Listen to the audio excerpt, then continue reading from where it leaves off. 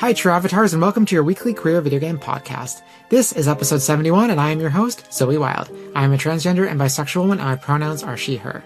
So I missed last week. Apologies for that, but I went to an Indian wedding. It was beautiful, gorgeous, fun time. But while I was in India, I didn't get to play a lot of video games because my Nintendo Switch 2 got hijacked by the groom's little brother. He's 13 years old. He's adorable, but also took my Nintendo Switch 2, so I did not get to play much. But also, while I was gone, I just decided I'm not going to look too much at video game news. I'm just too much on top of everything else. But couldn't really look away because it seemed like everything was happening in the last 2 weeks. I take 1 week off and it all goes to hell. Anyway, most of the news was good, to be honest, but it was just a lot. So I haven't even gone through everything that I missed in the last 2 weeks. I'm going to do my best to get through a lot of it today by myself. And then for the segment, I will have a guest. Cleo is joining me to talk about Unbeatable. Something we were supposed to talk about back in December, and then, Unbeatable, the episode we were supposed to record that, Unbeatable got delayed last minute. And it seems for the better because the game turned out really well. But then the next chance for us to actually talk about it was pretty much right now. So we're going to discuss that, in the segment. But, for this part of the show, it's just going to be the news. I can't even talk about what I've been playing because I have not been playing much. However, there are a few things I want to just discuss that are kind of adjacent to the podcast and also adjacent to queer things. First off, on the last episode, I got some really, really nice comments. I haven't responded to them yet. I'm going to, but I just want to say, in general, I really, really love it when I get comments. They make the podcast worth it. Any engagement, I just am reminded that people enjoy the content that I'm making, and that it has some value to people. Cause it has value to me and I enjoy doing it, but sometimes, it's just when you're in the thick of it and it becomes a little bit of a chore, just going through the motions, it just feels a little bit tedious. And so when I do get comments, when I do get engagement, it feels very rewarding. And reminds me why I'm doing this, to be honest. Because, the work it takes to do the podcast does take away from playing video games at times. I'm just so busy, and I feel like everyone is busy these days. It just feels I was talking with my aunt actually, and we talked about how feeling busy, even though it takes up the same amount of time as it used to, let's say 5 or 6 years ago. What happened 5 or 6 years ago? The pandemic. Now it just feels like being busy is a lot harder and takes up a lot more of your mental bandwidth. So anyway, when I get nice comments, when I get engagement, it just feels really, really good. So, again, no pressure, but if you can leave a comment at the end of an episode, that would be fantastic. I really, really love reading your feedback. I love reading your thoughts. Even sometimes when I get negative engagement, sometimes I get dislikes on episodes, and I'm I wonder why people dislike that. Are they just queerphobic? Did I say something they disagreed with? Because no one will say. If you do have some queerphobia, keep it to yourself. But, if you have hey, Zoe, you're actually wrong about this, or I disagree with you on this, cool. Debate me down in the comments, but just be, polite. But anyway, however, I did mention that I didn't play any games. I played a little bit of Legends ZA on the plane heading to India, and I played a little bit of, what else did I play? Oh, I played more Celeste. I'm not going to talk about it till Lloyd is back on, but I did play more Celeste. So those are the two things I played a little bit of. I was going to play more, didn't. But I was reading. I had actually some time to read while I was in India on my downtime. And I was reading this book called Welcome to Dorley Hall. And for anyone who hasn't heard of this book, it's a little niche. I feel like a lot of people aren't talking about this, but I'm hearing it talked about a little bit in queer circles. It was actually an old Twitter mutual that was talking about it on Blue Sky at one point, and I was oh, that sounds interesting. I'm going to look up what this is about. And basically, it is written by Alison Greaves, a trans woman, and the book is about a kid, a supposed cis boy, who discovers that his friend has gone missing at college in the UK. And while he's searching for this role model in his life, basically, at the grocery store, he runs into a woman who looks suspiciously like this boy that has disappeared. So he starts trying to figure out, okay, what happened to him? Is this woman related to him? And so digging into it, he discovers this, what would you call it? A dorm on campus, a dormitory on the university campus. And he discovers that, there's a bunch of boys that have gone missing over the years from this campus. And in this dorm are a bunch of women who look suspiciously like these men that have disappeared. I say boys, I say men. They're 18, 19 years old when they disappear. So this kid, Stephen Riley, decides to investigate what is going on.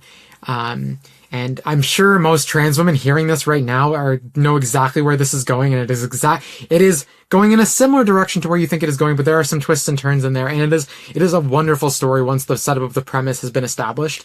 And what's nice too is that like it's basically a collection of chapters that are being published on Patreon by Alison Greaves.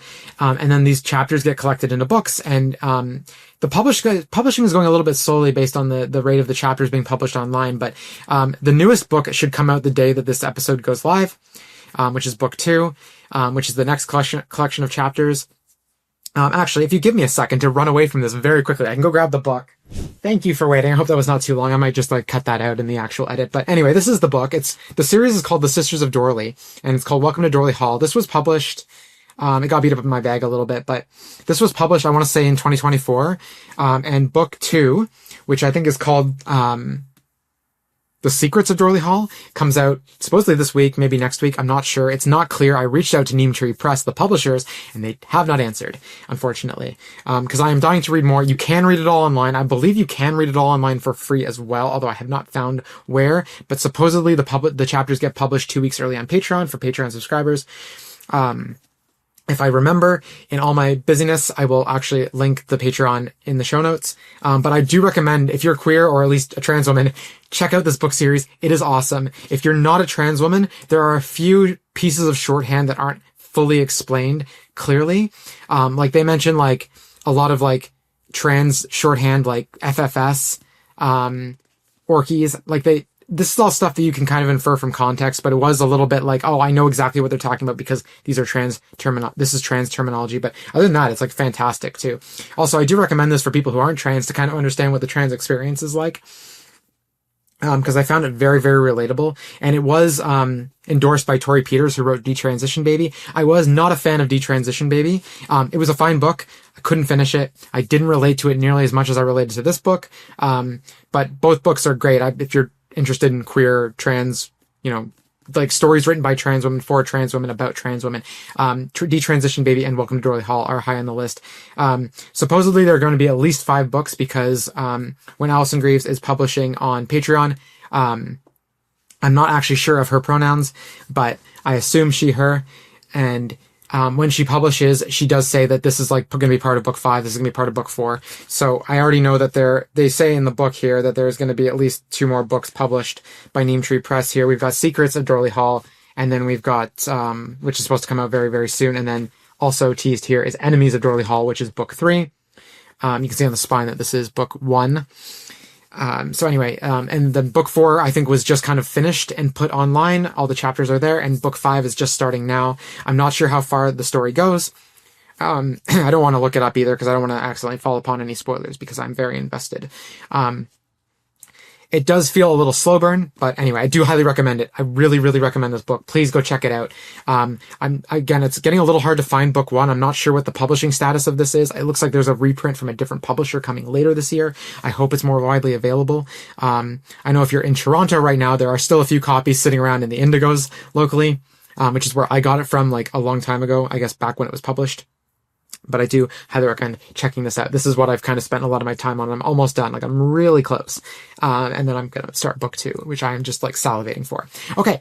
Yeah, that's pretty much what I've been up to. That was my kind of segue, or my spiel, my life catch up before I kind of just jump into all the headlines here because, a lot of headlines. Like I said, lots of news. There were a bunch of layoffs. There's a follow-up on the Ubisoft walkout. There was a Nintendo Direct, not a first-party Direct with Nintendo updates, but a third-party, like, partner showcase. There was a PlayStation State of Play, which was like an hour and 15 minutes long and full of reveals. We're only going to be talking about the queer stuff in these directs, or like these presentations, because otherwise I'd be here like literally for 9 years. There were a bunch of multiplayer game announcements and updates. There were some queer TV, I can't even speak today, queer TV shows and movie announcements, and so much more. There's a lot of headlines. I'm going to get through it as quickly as possible while giving you the information you need and also my commentary. And then, of course, afterwards, I will be jumping into a pre-recorded segment with Cleo, and we're going to be talking about Unbeatable, the rhythm game that came out back in December. All right, before I jump into all of that, though, I do have a few quick favors to ask of you, true avatars. If you like this podcast, please leave a comment, rating, or review on your preferred podcast platform. Spotify has ratings and comments, while Apple has reviews. Engagement like comments, ratings, and reviews helps to grow the podcast, and a growing podcast means a happy podcast host who is forever happy and fulfilled that you enjoy listening to her show, which creates an infinite feedback loop of more podcast episodes and more growth and more happiness. So please go leave a comment, rating, or review.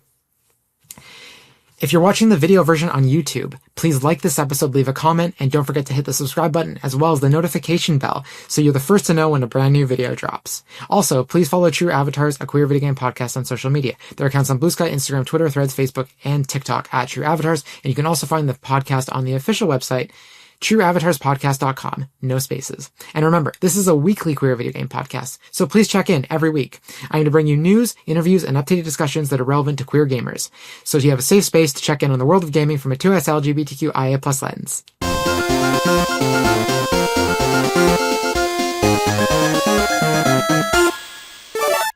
It's time for the news. Okay, there's lots of news. We're going to start off with I'm going to start off with the bad news first, because there's like a bunch of layoff stuff happening. So development studio 10 Chambers, they're the developers behind GTFO and Den of Wolves. These are games I've not heard of, by the way, but when I hear layoffs, I'm like, okay, we're going to talk about this, whether these studios are queer inclusive or not. Like, I just think like we're a woke podcast, you know? So we're going to talk about this. So quoting from the Video Games Chronicle article here, the Swedish studio, which hasn't announced a release date for Den of Wolves, said in a statement that the cuts would affect a large number of employees and claimed it had made them for the benefit of the project. Highly doubt that, but anyway, I don't work there. I just hope the devs that have been laid off, in whatever number were laid off, can land on their feet. I'm really not sure how many of these developers that are getting laid off are landing anywhere, because if you think about the number of layoffs that are happening and the number of hiring the amount of hiring that has to be happening too, like if everyone's making cuts, it seems like a lot of people are just like being forced out of the industry, and I sincerely hope not. But again, it's the sense I'm getting from most creative industries is that like it's pretty rough out there right now. Starting to feel it in my industry too, the film industry, television industry, just video content creation. So if you are a dev who's been affected by layoffs and you want your voice heard, feel free to reach out and give me an update on what's going on. I would love to know so I can at least know for my own peace of mind, but also talk, and maybe not even peace of mind, but just probably not peaceful, but to talk about on the podcast even as well, if you want to just give us an inside look. But also I understand if you don't want to do that, but it would be interesting to know what the state of the industry is like from people who are actually experiencing it versus these press, little tidbits from the press and from LinkedIn things. Speaking of LinkedIn, so that game that was the big end reveal at the Game Awards, High Guard, it was released. It's not doing so well. Most of the studio is being laid off. This was first reported by someone on LinkedIn and later confirmed by the studio itself. From the LinkedIn post, which comes from, let me see here, Alex Grainer. And Alex Grainer wrote, Wildlight has confirmed, wrong tweet, quote here. Unfortunately, along with most of the team at Wildlight, I was laid off today. This one really stings as there was a lot of unreleased content I was really looking forward to that I and others designed for High Guard.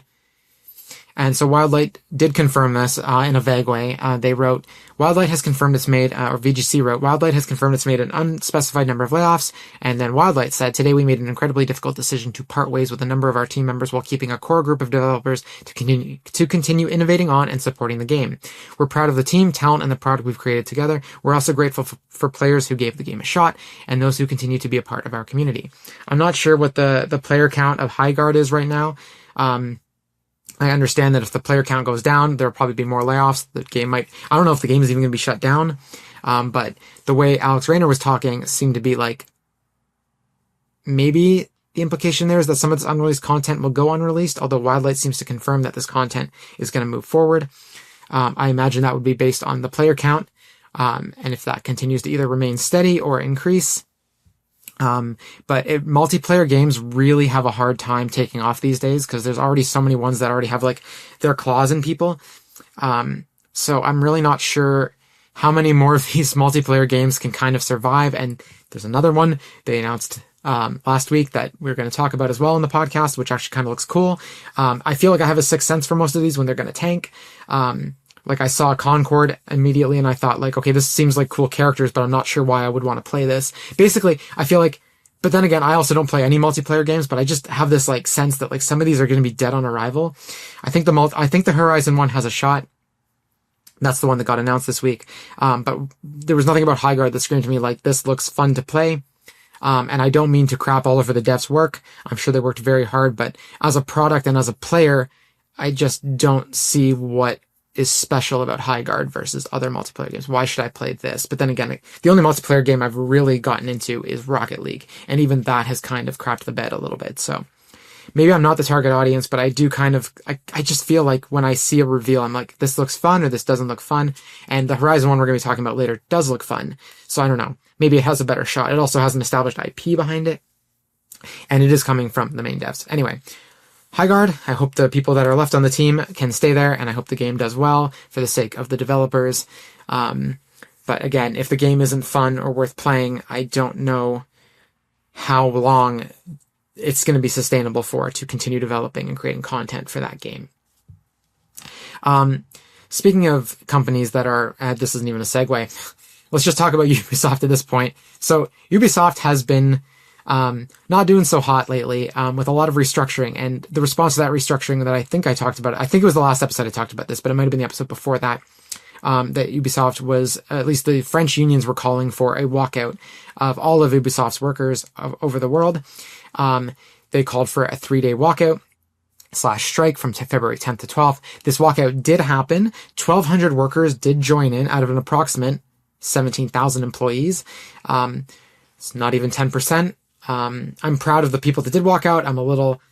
It's disappointing to see that more people didn't. I'm sure there's a good reason for that. It's really hard to risk your job, especially if you're not part of a union. It's very easy to get laid off if you're not unionized in the countries where Ubisoft operates, where there are no unions. I'm not sure if the Toronto, the local developers here at Ubisoft are unionized or not, but I wouldn't be surprised if very few of them walked out if they're not unionized, because unless everyone does it, it's really hard to keep your job after that fact if you're not protected by a union. This is why unions are a good thing, by the way.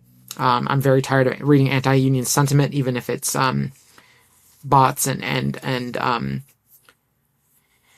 what's the word for like when you pretend you're like, you get a bunch of bots to pretend to make it look like all the comments are humans, and then suddenly everyone starts like joining in on the group think of that, and then suddenly everyone hates unions. I forget what that's called, but there's a term for that, and I feel like that's what's kind of going on lately. And a lot of subreddits and a lot of communities online like Twitter, where it's like the dead internet theory. That's not the term I was looking for, but it's like bots talking to each other, and then suddenly humans are reading it and thinking, oh, well, this must be what everyone's thinking, so I'm going to join in on that. And groupthink is, again, where everyone starts thinking like what their peers are thinking because everyone's thinking it, so suddenly you join in and it becomes a homogenous thought. And I do feel like a lot of that is what's causing all the negative sentiment towards things like minorities and the queer community and unions, all the things that are good in the world, are just being hated on because of these things that are happening. And I do think that's also why unions have this bad rap suddenly. And yeah, there's a lot of issues with unions. The unions are not perfect, but they are significantly better than where we are, than where we would be without them. I promise you. We probably wouldn't even have breaks if there were no unions at this point in time, especially with late stage capitalism being what it is. And anyway, that is like pretty much the bad part of all the news for this week. I didn't want to cover some of the other bad news because it's also long. Like, for example, there's the Discord stuff that's happening. Discord is requiring age verification, which either requires your face and information, your biometric data, or I think it's biometric data. I'd have to double check that. And they also maybe want like a picture of your ID. So basically your personal and private information. And there's a lot of details to that we're going to talk about next week, because that's like an entire segment. It's on its own. So this is all the bad news for this week. The rest of it's pretty much video game announcements, or video game adjacent announcements. So I'm going to talk about that next, but that is basically, all the labor stuff for this week. Okay. I'm going to take a quick drink of water here. Okay. Overwatch 2 is dropping the 2. Quoting from the Video Games Chronicle article here, Blizzard has announced that a major content update for Overwatch 2, which will see the hero shooter drop the 2 from its name, add an unprecedented 10 new heroes, which are playable characters, and kickstart a new story-driven era. A Nintendo Switch 2 version of the game has also been confirmed, with a release later this year alongside its second 2026 season. From February 10th, Overwatch will kick off a year-long narrative arc, The Reign of Talon, which will unfold across 6 seasons. Blizzard says that this is the first fully connected annual storyline in Overwatch history, with world-building, events, hero launches, and art direction centered around the fictional Talon group's rise. Okay, that's the quote from the article. Yeah, basically they're just doing a big revamp. They're dropping the 2 from the name, so it's just called Overwatch again. I don't think that means if you play the original Overwatch, they'll both be the same game. I'm not sure if they're like combining the 2 things into one. To be honest, I don't play Overwatch. I just know it's queer inclusive. There's really no confirmation of more queer content coming in this update, but in the past they have had LGBTQ plus friendly skins. Maybe not skins, but like decals. My brain is not functioning right now. A lot of words have escaped my brain. But yeah, cosmetics. Cosmetics. That is the word I'm looking for. They've had queer cosmetics before, and I'm sure those will probably be back. And hopefully there will be more in addition to the stuff that already existed. However, there's also some controversy. They also released a new playable character, Onran, the older sister to Wu Young, and fans were upset because her design was changed to make her look younger.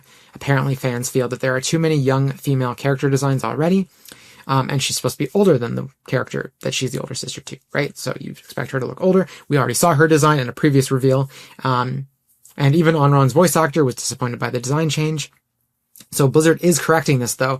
They did come out and announce, the games director did come out and announce, saying that they will make her look more like the fierce older sister, oops. Fierce older sister that fans expected.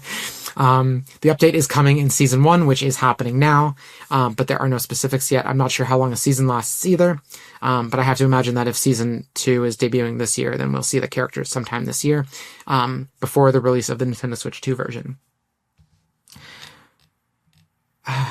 Yeah, I don't play Overwatch, so I don't really have too many thoughts on this. It is nice, though, that fans are, for once, complaining about a character looking too young. Usually, the kind of uproar you hear about female characters is the other way. They want her to look more pretty, less flaws, look younger. Usually misogynist views. So hearing that they want the character's original design back is nice, even if that character's... I didn't take a look at the original design. I didn't get to see it. I was literally like, there's so much news that I just didn't have the chance. But it is really nice that, for once, that seems to be like less misogyny-based feedback for a game like this. So a little bit of wokeness is back on the menu, thankfully. Also, so here we have another headline here, 2 headlines actually. So Claire Obscure Expedition 33. I'm still going to cover it, even though there was some AI controversy with it. It is still a very queer game, and a lot of people love it, and I still haven't had a chance to play it, but it is very popular. 28 members of the dev team were knighted by the French government last week. So the Knights of the Order of Arts and Letters, the Order des Arts, et des Lettres, my French accent is terrible, it's merde, is a prestigious French cultural decoration established in the 1950s to recognize significant contributions to the arts. That comes from VGC. So 28 members of the dev team received the knighthood from this order, which is pretty cool, actually, that this game has had a significant impact on French culture globally. I think it's like France's first big independent game that's like massive like this, that like took off like this. So I think that's part of the reason. It also won another Game of the Year, along with 5 other awards at the DICE Awards, which come from the Academy of Interactive Arts and Sciences in the US. Ghost of Yotei also won 3 awards from the DICE Awards, including Outstanding Achievement in Character, Outstanding Achievement in Original Music Composition, and Adventure Game of the Year, which is pretty cool. 2 queer games getting this much recognition is really exciting to hear, even if they are big AAA games with big backing.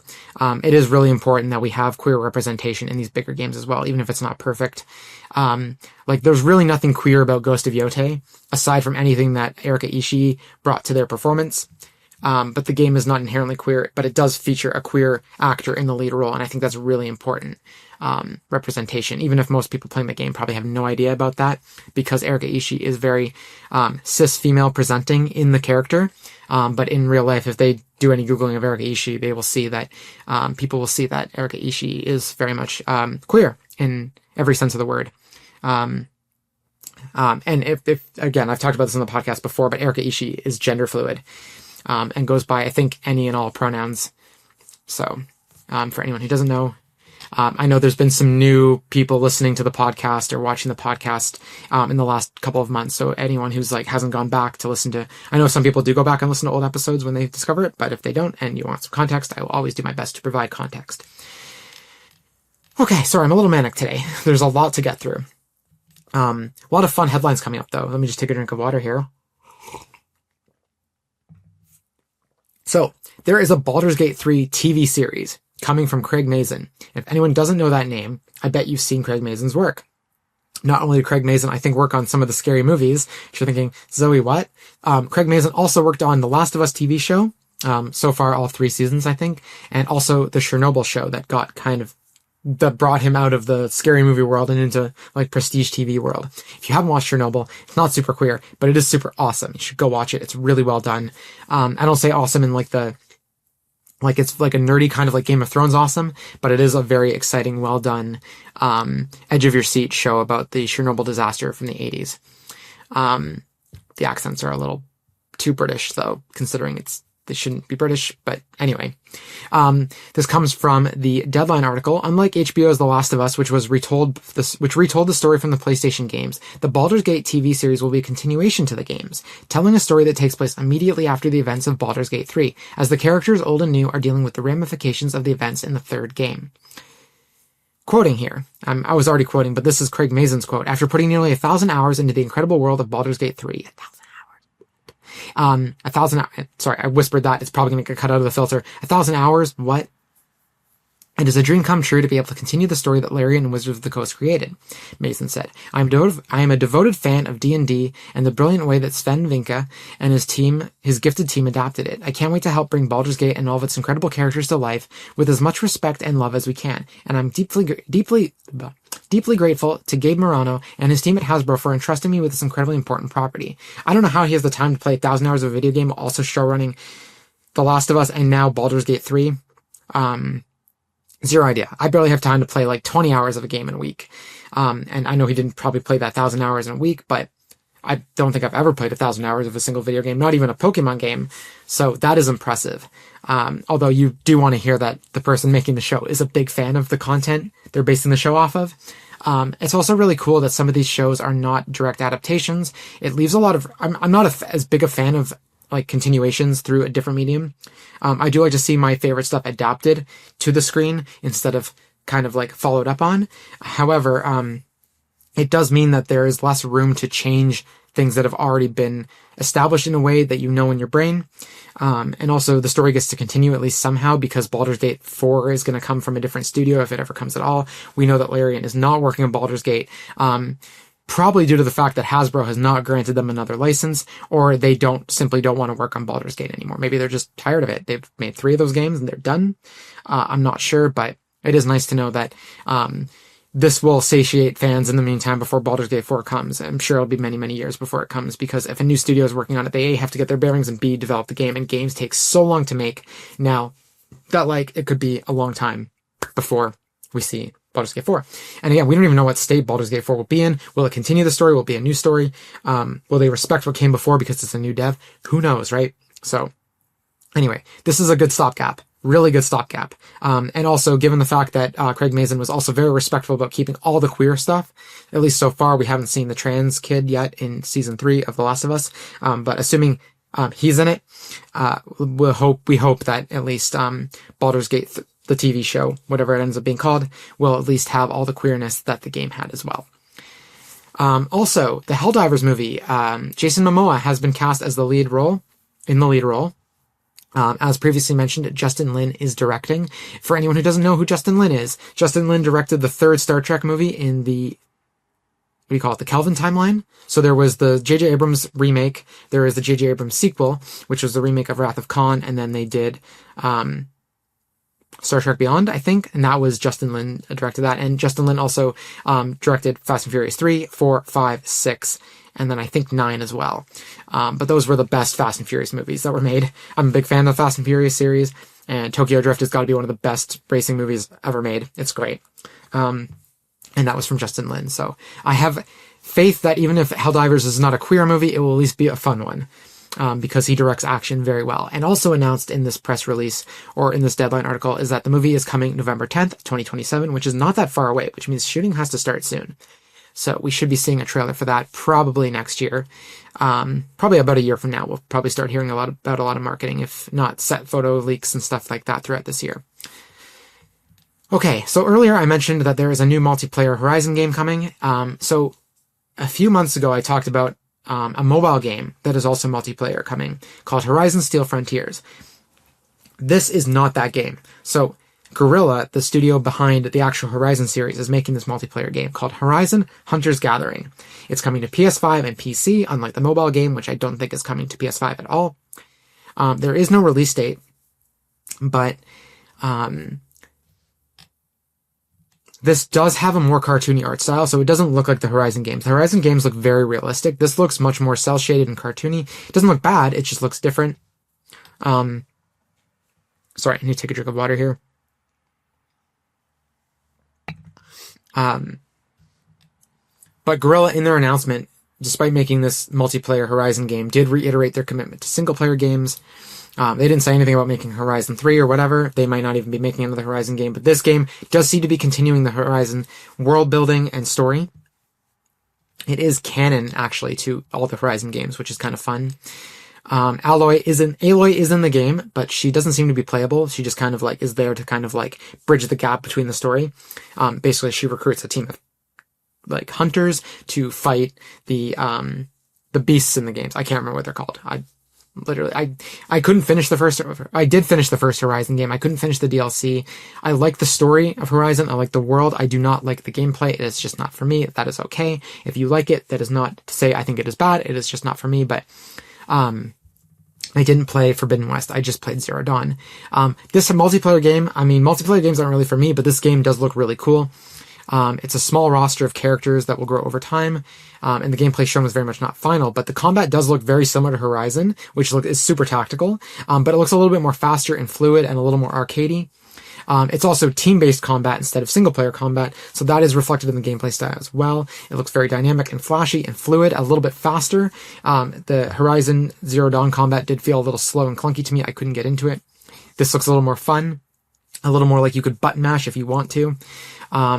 Also, there's other elements to it too, like before you go out on these missions, there's a customizable hub and base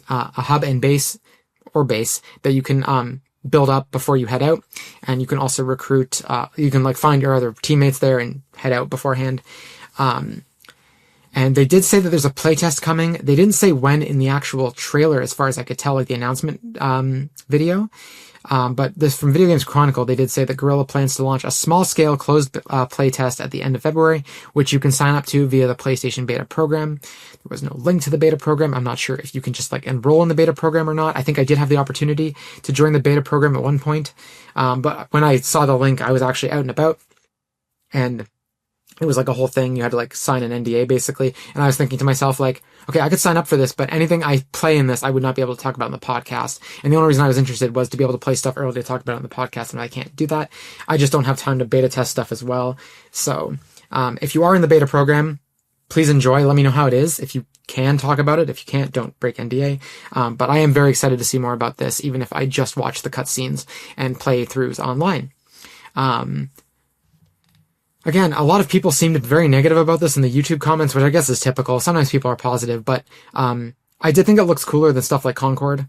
Even Helldivers, I think it looks a little cooler than Helldivers. That might be sacrilegious to say. But there was one comment in the YouTube section that made me laugh, and someone wrote, Horizon, zero interest, which I thought was very funny. But if you are interested in this or not interested in this, please let me know down in the comments. I'm very curious to hear your thoughts. Speaking of PlayStation, Nintendo and PlayStation both had like showcases this week. Like Nintendo had a partner showcase and PlayStation had a state of play. I'm only going to talk about the queer games announced in both of these, and I'm going to start with the Nintendo Direct. If I was talking about all the games that excited me, we would be here, I think I said earlier, literally for 9 years. I think that is still true. Final Fantasy VII Rebirth, the second part of the Final Fantasy VII Remake trilogy, is coming to Switch 2 on June 3rd. That's not really the biggest part of the news. It is a queer game. That is exciting. We already knew it was coming to Switch 2. Now it has an official release date. I think the most exciting part of this news is that it is coming very, very soon. Less than 6 months after Part 1 launched on Nintendo Switch 2, Part 2 is already coming. I figured it would come out closer to the fall, like maybe August, September timeframe, and then that would put Part 3 at a mid-2027 release date. For years, people have been theorizing, and myself included, that Part 3 would be coming maybe in January 2027 in time for the Final Fantasy VII OG anniversary. 30th anniversary. But because this game is coming out so soon, and I think it's also going to be coming to Xbox as well around that time, that means that I'm pretty confident they're rushing this out onto multi-platform so they can launch Part 3 in January 2027 on all platforms. And apparently Summer Games Fest is right after the release date of Part 2 on Switch and Xbox, or Switch 2 and Xbox. So that means they're probably people are theorizing that they're going to reveal Part 3 at Summer Games Fest, and it's no longer going to be a PlayStation exclusive, and it will launch on all consoles in January, which is exciting for me because I want to play it on PlayStation, but Switch 2 would be cool as well. But I want to play it soon. I gotta know how, I am not someone who actually played the original Final Fantasy VII. I plan to go back to it at some point, but at this point I just don't have the time, so I'm very excited though to play Part 3. I can't wait for it, so that it's coming much sooner than anticipated is awesome. And it's probably going to be just as queer as the first 2 parts, if not more, which is really exciting. So very excited to find out how the story ends. Hollow Knight, Nintendo Switch 2 edition. It's a free upgrade. So this is also coming to PS5 and Xbox Series, but basically the OG Hollow Knight is getting a performance boost. It's getting a performance boost up to the specs to match Silksong, basically. So resolution upgrade, 120 FPS, the works. It is available right now, and I think it is free. Also, Grand Blue Fantasy Relink Endless Ragnarok. I did look it up, and apparently Grand Blue Fantasy has a bunch of queer characters. I'm not sure if a Relink does, but the series itself does. Quoting here from one of the articles, known for its dynamic combat ensemble of versatile characters. Actually, this comes from the Nintendo page. And thrilling online co-op, this latest version of Relink features expanded solo and multiplayer content, bringing endless adventure to Skyfarers both old and new. So Grand Blue Fantasy Relink is an online game. It's like a co-op RPG, like action RPG. Endless Relink seems to be an expansion of that in terms of making it a little more accessible to smaller groups of people, it sounds like. And maybe even solo content. Or it does confirm solo content, but I'm not sure how much solo content there will be. But it does include 4-player co-op locally or online, and it is coming July 9th, 2026. I do recommend checking out the trailers for this. I think there's a 16-minute reveal trailer if you just Google that. I'll try to remember to include it in the show notes. In fact, I'll write that down here.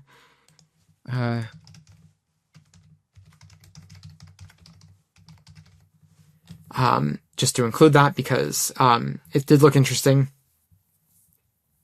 for anyone who is interested in that. And also the Nintendo Direct revealed 3 other games. I mean, they showed us Scott Pilgrim EX again, reiterates that it's coming March 3rd. Bigger announcements. Fallout 4 Anniversary Edition finally has a release date. It's coming to Switch 2 on February 24th. It already launched on other consoles. I'm kind of waiting for it to come to Switch 2 and then also get a discount. That's probably when I'm going to play it. But it does look on par with the Anniversary Edition on other consoles, content-wise, visual-wise. Maybe a little bit downgraded, but still looks really good, all things considered. Yeah, I'm glad it's coming out soon. I'm glad that it's not taking too long after the Anniversary Edition, I think, launched, last November. So only a few months after, which is good, because Borderlands 4, I think, and I think I also forgot to include this in the show notes as well, but Borderlands 4 is also been put on pause, I think, for Switch 2. And we know that Baldur's Gate 3 is not coming either. So the fact that this comes out soon, it seems to be running well on Switch 2. It looks great. It's really good news. Speaking of Bethesda games coming to Switch 2, we're also getting the Oblivion remaster sometime in 2026. The gameplay footage shown seems to indicate it will run similarly to other consoles. Again, slight downgrades, but looks pretty good. And they didn't really say much. They just kind of showed off that we're basically getting the exact same game on Switch 2. So, and I think the physical editions of all of those are codes in a box, unfortunately. So I'm just going to be picking those up physical, or digital, when they inevitably go on sale, because these are big games too, right? So, And that was pretty much it for the Nintendo Direct. It wasn't super queer heavy, but all things considered, it was pretty good. The PlayStation State of Play had a bunch of other queer games as well, including they finally announced the Metal Gear Solid Master Collection, Volume 2. So it's actually been a few years. I think they apologized for the wait. But this, basically they released, Metal Gear Solid 1, Metal Gear Solid 2, Metal Gear Solid 3, ports, on Switch 1, on PlayStation 5 and Xbox Series a few years ago. And they said that there would be Volume 2 coming soon. They didn't say what would be included, but most people speculated that at least Metal Gear Solid 4 and Peace Walker would be in it. And those are indeed the games that are included, as well as the Game Boy Color game Ghost Babel. And this is the first time Metal Gear Solid 4 has been on consoles other than PS3. So that's exciting. It's really good news. I believe Peace Walker was the game recommended to me by Shivani back when we talked about Metal Gear Solid Delta. So I'm really excited to play these. I don't know when I'm going to get to them, but this doesn't come out to August 27th anyway, so there's a lot of time. In fact, I think that's about a year after Delta came out, so... there's no word. They didn't say this was the last volume, but I assume I've been looking it up and it seems like there's enough content to make a volume 3 as well at some point. So I guess we'll see, but, yeah, Metal Gear Solid 4, Peace Walker, and Ghost Babel are now coming, and you can also get them individually or as part of the volume 2 bundle. The PlayStation State of Play also announced that Ghost of Yotei Legends is officially coming on March 10th. This is a multiplayer co-op mode. It is free if you already own Ghost of Yotei. It is just included. You can download it. Basically, you work together to hunt down demonic versions of the Yotei 6. Like, for example, the snake. I think he had like a snake coming out of him or something like that. And I think the snake is the first villain you fight in Ghost of Yotei. If I remember correctly, there's like a tutorial boss fight at the very beginning of the game to kind of teach you the combat. But basically, if you played Ghost of Tsushima and you liked that Legends mode, this is more of the same.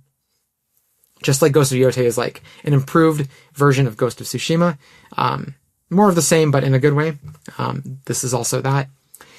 Darwin's Paradox also. If anyone remembers this, I don't know, they've talked about it in a lot of different showcases over the last few years, but it's basically, it looks like Inside Limbo, but instead of playing as like a human, you're playing as a little octopus.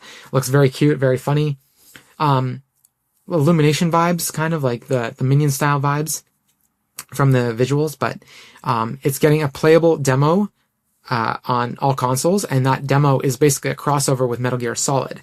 So the game itself has been announced to be coming April 2nd, which is good because I've been waiting for this. I need Limbo or Inside games like those. I'm always really excited for, and this one does have the little octopus, I think, moving around. Like, I think there's just some like Metal Gear Solid-esque elements in it, like you can hide under a box, and the octopus has like a little Solid Snake costume, which will carry forward in your file. If you play the demo and then pick up the full game on release, you will get that costume in the full game as well, is what I'm trying to say. Yeah, it looks super cute. I've been sold on this game for a while. I see that there is a physical edition coming from Limited Run Games. I'm not sponsored by Limited Run Games, but I did get a chance to go to the LRG store a few months ago. It was really, really cool. So knowing that I can get to that store in the future again, hopefully, I will be able to pick up a physical copy, because I'm not really comfortable with, it's always a pain to pre-order from Limited Run Games. You can't update your address. You can't enter a separate address from your billing address for some reason when you're pre-ordering through Limited Run Games. It doesn't make a lot of sense. It seems like an ancient system, despite the fact that like we're modernizing it with this new system. Anyway, so pre-ordering, and also they take forever too. And sometimes when they ship something, it's not what they promised. Like sometimes certain games will not come on the disc. They are still downloads, which again defeats the purpose of a physical dedicated company. But the store was really, really cool. There was lots of games that have been like unavailable to order on their website for a while. Stuff I can get here locally at VGP, but still cool to see in person. Actually, I can show you what I did pick up there. Is I picked up a copy of Chicory, Colorful Tale, which is super sad. I haven't cracked it open yet. I haven't had a chance to play it, but it did come all the way from the Limited Run Games store. I also saw a copy of Fear Effect that I couldn't justify buying because it's like, again, like $40 US. And when the digital version is like 15 Canadian, I can't justify that. But I had to pick up something as like a little souvenir. I thought it was really cool. And if I get a chance to pick up the Switch 2 version of Darwin's Paradox in the future, I will. Yeah. Anytime there's like physical games, I do like to support them when I can, when it's affordable to do so. But sometimes buying digital is just so much cheaper. Anyway, I am rambling a lot. I'm a little manic. I apologize for that, true avatars, but we have still a few more headlines to go. So this is kind of a bulk news story here again. From Software on Switch 2 is still happening. For anyone who doesn't know, From Software makes games like Demon Souls, Dark Souls, Elden Ring, stuff like that. In Kadokawa, the parent company's latest earnings results, and I'm quoting from the VGC article here, it suggested that both games are on track to release this year. So that's Elden Ring Tarnished Edition was announced for Nintendo Switch 2. That there was no mention of either of these games in the Nintendo Direct, which is a little strange. So people were worried. So they did reiterate that these games are still coming this year. They are still coming to Nintendo Switch 2. I know there were some issues with Elden Ring Tarnished Edition running on Switch 2, like its performance, and that's kind of why it's been quietly delayed. And the Dusk Bloods, which is basically the Bloodborne multiplayer-like game, which is also, again, the last time we heard about that was around the Nintendo Switch 2 announcement back last April. So both of those are still slated for a 2026 release. And they are still intended to be, or at least Dusk Bloods is still intended to be a Nintendo Switch 2 exclusive. I think the Tarnished Edition is also just the name for the Switch 2 edition, but it's just got all the content that you would expect from all the other consoles. I'm not sure if the complete Game of the Year complete edition is called that on PS5 and Xbox Series, but if they can get Elden Ring Tarnished Edition running well on Switch 2, I think that's where I'm going to play it. If I ever do jump into a Souls-like, that will be the game that I play, because there are ways to make the game easier, and I like easy. I like to play on baby-ass baby mode, people. It's my favorite. Sometimes I just don't want games to be hard, you know? Sometimes I want hard, sometimes I don't want hard. Elden Ring is definitely one of those games that is too hard for me, so I have zero interest in Dusk Bloods, though. So hopefully we can get Cleo on the podcast to talk about Dusk Bloods when that comes out, if she indeed has a Switch 2 at that point. But we'll see. We'll try to get someone on. Yeah, it's good to know these are still coming, though. I'm sure we'll hear more about Dusk Bloods, especially if Nintendo has like a June Nintendo Direct. I know there's been rumors about a Direct happening this week. I doubt that, personally. I feel like they would have just done a bigger Direct with their first-party stuff in the partner showcase, but they've also got a very packed month full of announcements. I think we'll hear more from Nintendo in June, and at which point we'll probably hear that Dusk Bloods is either coming sometime in the fall, or maybe has been pushed to a 2027, early 2027 release date. I'm not sure, but I could see it getting pushed a little bit. Especially since Nintendo has a lot coming out this year, and if Elden Ring is already taking too long for them, maybe that pushes Dusk Bloods as well, especially if Elden Ring comes out later in the year. Maybe they don't want those games to launch too closely together, but I'm glad to hear that those are still coming. Apex Legends, Nintendo Switch, the Nintendo Switch version of Apex Legends, not the Switch 2 version, but the Switch 1 version, is shutting down this August. Quoting from the article here, Season 29 will be the final update for Apex Legends on Nintendo Switch. Future seasons of Apex Legends will continue to be available on Nintendo Switch 2. Starting August 24th, 2026, which is Season 30, Apex Legends will no longer be playable on the Nintendo Switch system. Until August 4th, 2026, players can continue to jump into the action, earn rewards, and enjoy matches per usual. Beginning August 4th, 2026, in-game premium currency will no longer be available for purchase on Nintendo Switch, though any existing balances can still be used before August 4th, 2026. Players can use any existing balances from Nintendo Switch on Nintendo Switch 2. So basically, your stuff will carry forward to the Switch 2 version if you have a Switch 2, but if you only have a Nintendo Switch and you want to play Apex Legends, you're shit out of luck. Continuing here, all players' progress, purchases, and earnings are tied to their individual EA accounts. Everything that has been earned or purchased, including Apex coins and cosmetics, will carry over to Nintendo Switch 2, even if you purchase Nintendo Switch 2 after August 4th, 2026. All your stuff will still be there, but you have to have a Nintendo Switch 2 to continue playing on that account. Please note that in some regions, local laws require you to use digital currency within 180 days of purchase.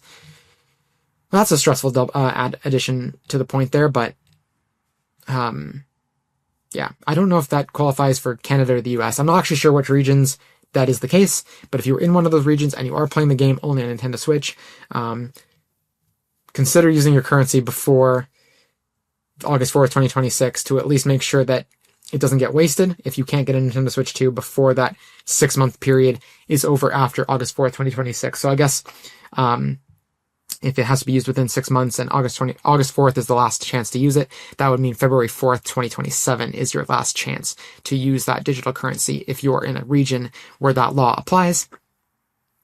And again, all of this applies only to Nintendo Switch and not the Nintendo Switch 2 version, which is carrying forward for the foreseeable future. If you have a Nintendo Switch 2, you don't have to worry about it. But if you're only playing on Nintendo Switch, this is some concern.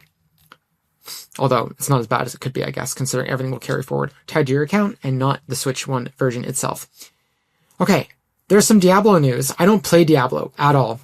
Barely even breathed at it, like sniffed at it. But I know there's some queer content in Diablo, so I thought it was worth talking about. I pulled this news from Video Games Chronicle, but there is a 30th anniversary stream linked in the show notes if you'd like to know more. So that comes from the Diablo 30th anniversary stream. Blizzard has announced, and what am I recording from here? The Video Games Chronicle article, which kind of breaks it down. Blizzard has announced a new Warlock class in Diablo 2 Resurrected, Diablo 4, and Diablo Immortal while teasing a big announcement at BlizzCon this September. The Warlock is part of a major update for Diablo 2 Resurrected, titled Reign of the Warlock, which is available to purchase now. This makes the Warlock the 8th character class in Diablo 2, and the first time it's received a new class in 25 years, which is wild to me that a game that's 25 years old just got new content. Even if it's also in Diablo 4 as well. Continuing from the quote here, when it comes to gameplay, the Warlock dominates demons, binding them to his will and consuming them when it suits him, lead game producer Matthew Cedarquist explained during a Diablo 30th anniversary spotlight video. As the spotlight video ended, viewers were teased with big news coming at BlizzCon, which takes place in Anaheim, California this September. In a fake ending designed to make it look like filming has stopped, Diablo 4 game director Brent Gibson turned to his colleagues and said, "Are we good? Are we clear? Oh my god, they're going to freak out at BlizzCon when we announce." At this point, the video cuts out. That's a really cool way to tease stuff. Make it seem like people are seeing something they're not supposed to see and cutting out just before. Obviously, the wait till September is a bit long, which is a little stressful. I mean, if I was into Diablo, that would stress me out if I knew I had to wait like 6 or 7 months to find out more. But it is really cool that such an old game is getting a content update, even if it is from Blizzard, unfortunately. But yeah, so if you're a Diablo 2 fan or Diablo 4 fan, or Diablo Immortal fan, this is good news for you, and hopefully the Diablo announcement in September is even more exciting. Okay, 2 more articles here. Yeah. There's a lot. Valve's new hardware has been delayed by rising PC part prices. I'm sure no one, to the surprise of nobody, but the Steam Machine, the Steam Frame, and I think there was also the Steam Controller. I'm sure the Steam Controller isn't as affected by this, but because they want to launch that new Steam Controller. I think it's just called the Steam Controller. They probably want to launch that aside the other hardware as well, so all 3 of these things have been delayed. But we know that, again, rising memory prices, rising PC parts prices in general, has affected the cost of everything in video games, and has delayed the Steam Machine, the Steam Frame. I'm waiting for the Steam Machine. I really want one because I don't really like to game on my PC. Like, I like PC gaming in theory, but I don't like to sit at my desk to play games. I sit at my desk to work all day on a computer. I edit the podcast, so I'd like to play in my bed or on the couch. So having something I can put under my TV that is like a dedicated console would be really nice. And then I can have all my consoles under my TV to play at will when I want. Also play lots of queer games that are on PC on my TV as well. So, quoting from the article here, which I think comes from VGC as well. I didn't even get to look through my other sources. I kind of just went through VGC for the last couple weeks to get everything, which is why VGC is my go-to right now. But they're a good one-stop shop. The limited availability and growing prices of these critical components means we must revisit our exact shipping schedule and pricing, especially around Steam Machine and Steam Frame. Our goal of shipping all 3 products in the first half of the year has not changed. This is Valve talking, by the way, but we have work to do to land on concrete pricing and launch dates that we can confidently announce, being mindful of how quickly the circumstances around both of those things can change. We will keep you updated as much as we can as we finalize those plans as soon as possible. So it's good to know it's still coming, and it's coming in the first half of the year. They originally said early 2026, but then apparently, I need to look this up, but there was like I found on Reddit, or via Reddit, like a website talking about Steam's release date announcements and their release date, like their actual release dates. And most of the time when Valve announces something, it's always delayed. I'll see if I can find that in the show notes to link it. But it was kind of like a shitpost. It was really funny to read it. And there's a few times where they actually released stuff ahead of time, but it was much more rare. I think even the Steam Deck didn't meet their initial, I think they said December 2022 and it ended up being, or 2021, I think, and it ended up being March 2022 when it 2022 when it launched, I think. And I barely got mine in that. I think I was Q2 for getting mine, and I got mine in the first half an hour of the pre-orders going live. And I think it was still towards the end of that Q2 that I actually got mine. So it took a while. So yeah, I'm really excited to grab a Steam Machine. hearing things that like the prices might not be where you'd hope they would be for a dedicated like console version of a PC. It might be more expensive than a PS5 Pro vibes. Again, that's not confirmed. That's all speculative.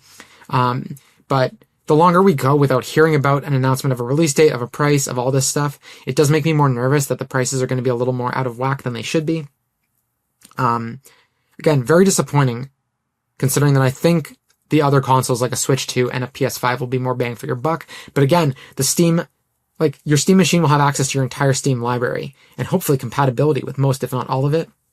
So there is some upside to getting a Steam machine if you want that, But also, again, the price not be worth it, especially if you can. Again, also, here's the problem too, is that like, if a PC is more reliable and affordable to build now, who knows if that will be the case in a few months. Like, it's already expensive to build a PC, way more than it was even 6 months ago.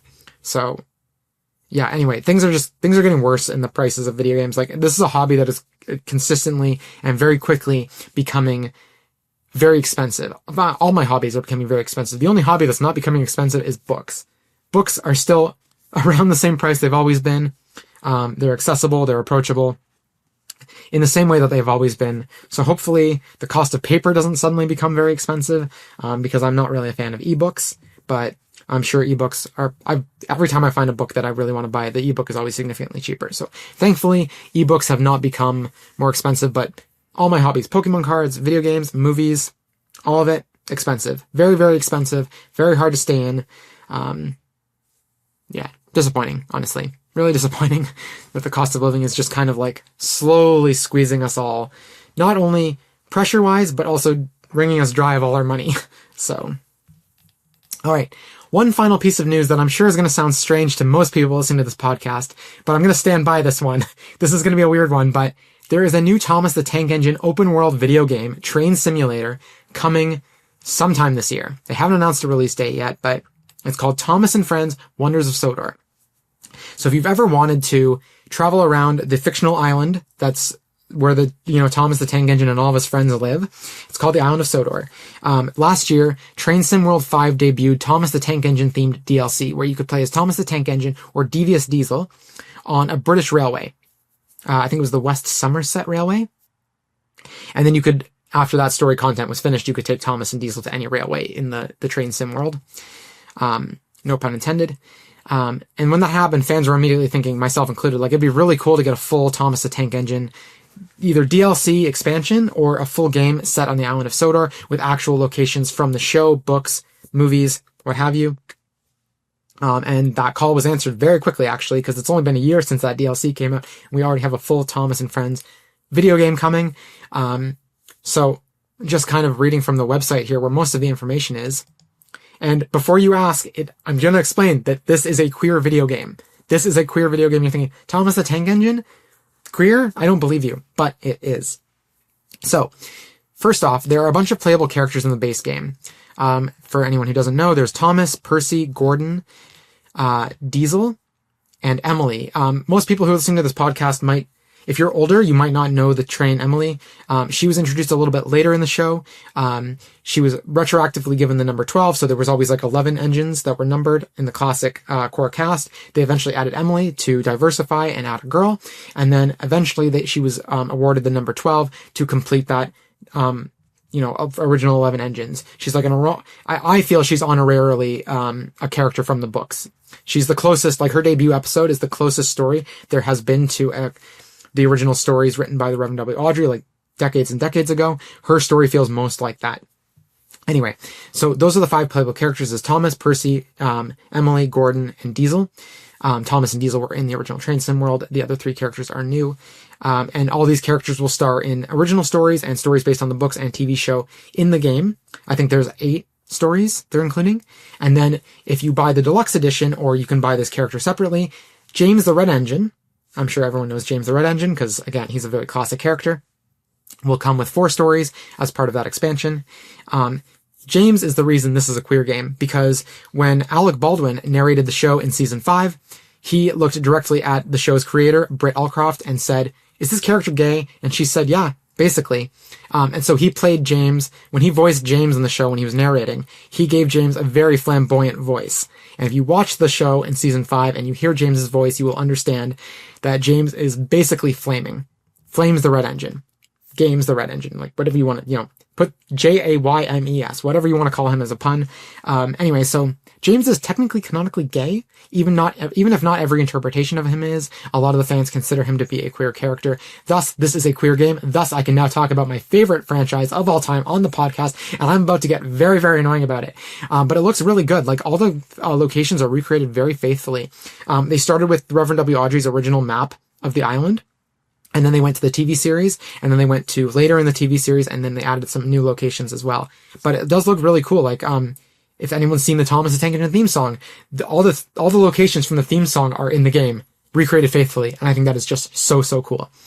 And I think there are also physical versions coming, which means this is a year that I'm going to get a brand new Pokemon game on Switch 2, physical, and a brand new Thomas the Tank Engine game, physical, on the Nintendo Switch, because it is coming to Nintendo Switch. And apparently, Train Sim World already runs pretty well on Nintendo Switch, which is really cool. So it's coming to PS5, PC, Nintendo Switch, and I think Xbox. Just gonna take a quick drink of water here. I am way too caught up in my own excitement, but it does look really good. And they're also using some of the original music, or at least the original themes from the TV show in this game as well. I do highly recommend checking out the website, which includes the trailer. They are using, for anyone who's really nerdy like me, they are using the CGI era models, which is, before the show ended back in 2020, there was like 10 years or so there with 10 years? Yeah, about 10, 11 years where they moved away from the live action, like, model series, where they were used like the miniature, like model trains. They started doing CGI. Towards the end, they upgraded these models and added like rivets and other details to the trains to make them look a little more realistic.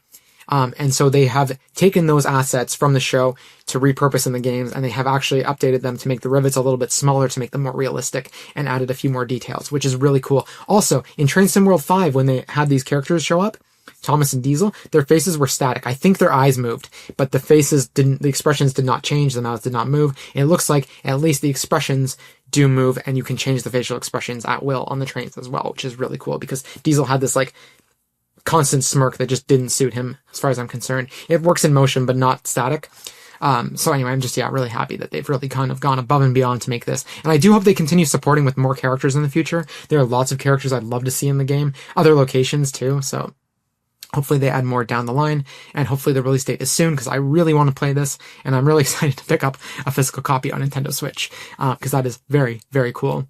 No one needs to know how many Thomas the Tank Engine physical pieces of media I have on my shelf. No one needs to see that. It's definitely not something I need to get into now, but that is one of my hyperfixations. Anyway, okay, that is all the news for this week. Thank you for bearing with me. And after this short musical interlude, I'll be back on to talk with Cleo in a pre-recorded segment about the hit PC rhythm game Unbeatable.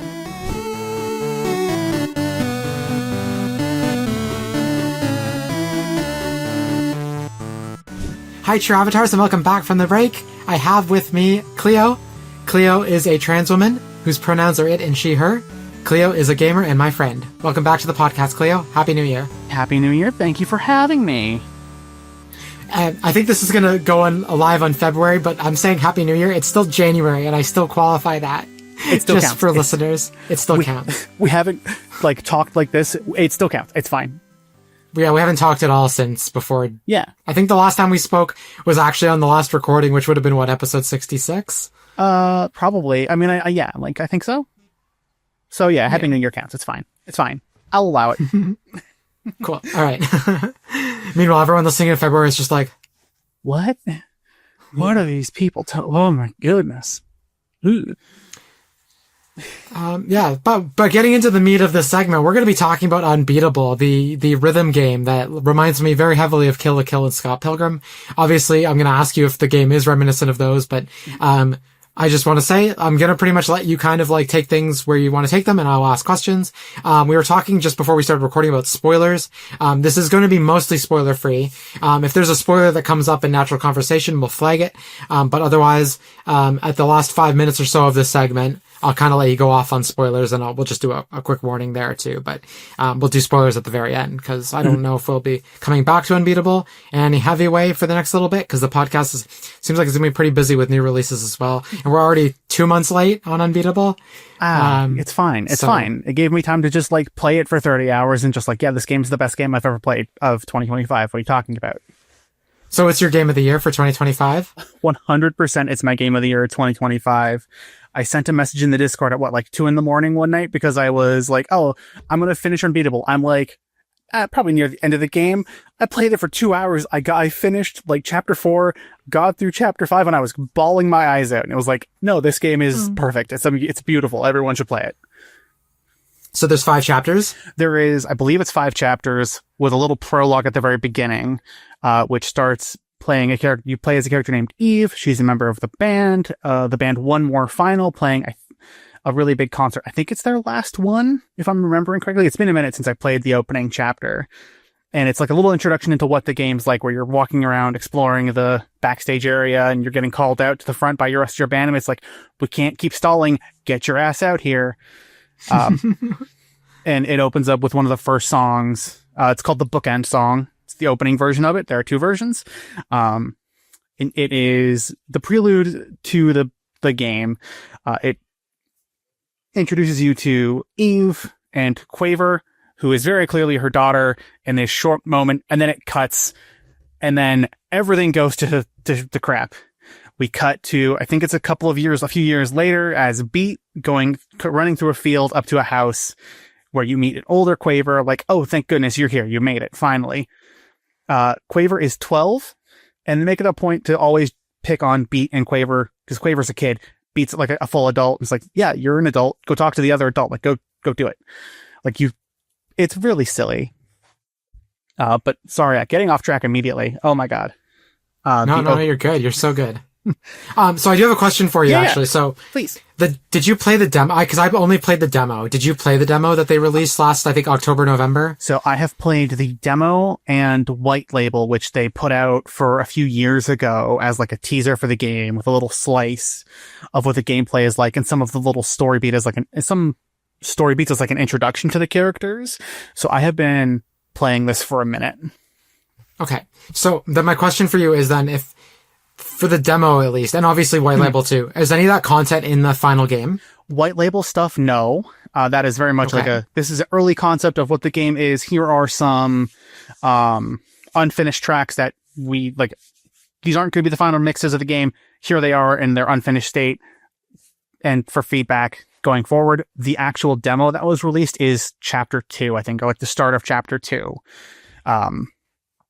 Where everyone wakes up in the water and they're on a beach and they find a hut, which is where like their base of operations for a little bit. So yeah, the demo starts at chapter 2 and kind of gets the ball rolling. I should really talk about the concept of this game. The tagline is "Music is illegal due to crimes," and that is the whole game. Because after this event with One More Final, those time cuts, music is illegal. It's banned everywhere. And it's bad.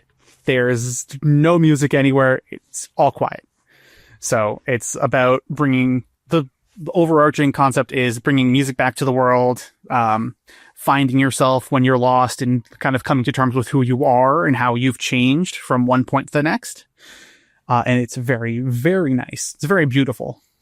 I have seen a lot of people on the Twitterverse say this is a very trans game. And I fully agree that it's very transcoded in a lot of ways. In what ways? If they're not spoilery, obviously. It focuses a lot on Beat and her progression as you learn more of her backstory. It's not necessarily called out that she is trans, even from a young age. Yeah. But it's very much like, oh no, the overarching themes of finding yourself, you're not the you were 7 years ago. Like, everything that's happened from then to now is a part of you, and you've changed and grown in a way that you're a completely different person. And I think that's really, at least that's how I see it. I think a lot of people see it that way too. That's how I read it. And even some of the music and the songs and the lyrics really kind of echo that, if not outright. It feels like there's that undertone. kind of I think running one of the through it. composers is trans specifically. I do believe you're right. I don't remember who exactly, but I do believe you're correct. And there's a lot of music feature, like guest tracks from trans artists. Lena Raine, amazing. Jamie Page, just like a couple of standouts right there. Amazing tracks all around. The gameplay, it's notes come in from either side of the screen, so you'll be focusing either on one side, the other, or both at the same time. Yeah, so sorry. For context, for anyone who's never heard of Unbeatable, I'm just going to say as well, it's there's a story elements to it, but it's also a rhythm game. It's a rhythm game. It is a pure rhythm game. But the story mode, it doesn't focus on that. It kind of cuts in with different kinds of mini games and the actual songs, but at its heart, it is a rhythm game. Should have started with that. What kind of music, what the genre of music is the, I want to say it's more like kind of rock. Like, especially like in the main album, it's very rock and. Okay. Let's see here. I'm trying to see if I have anything. No, the Bandcamp page doesn't have a genre listed, of course, unless I'm missing it. Let's see. It's bordering on kind of punk rock, though, right? Yeah. A lot of the themes are very punk. There is a song where is it memorized? I'll just read some of the lyrics. I say the lines, the syllables, got it memorized so I can make it stop. You treat me like a criminal, so why shouldn't I treat you like you're a cop? It's a lot of fun. But the game itself is a rhythm game. The actual gameplay of it, there are mini games that kind of mix things up, but the heart of it is there are 2 lanes, top and bottom, and you move from either side, left to right. So you'll start a song, it'll start on the right side, both lanes with notes coming in, and then it'll zoom out, show you where the other notes coming in from the other side, and you'll swap over. And then you can sometimes find songs where it zooms out all the way and you're hitting notes from both sides, kind of testing your focus. And there are different kinds of notes. There are hold notes. I don't remember all the names they use. But there are hold notes, notes where you just have to mash on the buttons as much as you can while that's kind of on screen. The regular notes that as you hit them, they disappear. Notes that bounce from both lines. So it starts up at the top and it bounces down to the bottom when you hit it. So it really mixes up the game a lot. And there are notes you have to avoid, or like little spikes you have to avoid so you don't lose your combo. What else am I missing there? Well, when I played the demo, I found it very, very difficult. Now, you played the demo and you played the main game. Am I just bad at it? Or was the demo harder? It is a very tough... It's not like a typical rhythm game where either there's lanes or you're looking at the full screen all at once. It takes a little bit of adjusting to, of getting used to it at first. But when you kind of find that point where you can kind of just like unfocus just enough to see the notes coming and hit them, and then when it zooms out, it's like, okay, wait. Oh, God. What do you mean? It is a lot more difficult than other rhythm games I've found, especially with some songs and as the difficulty spikes.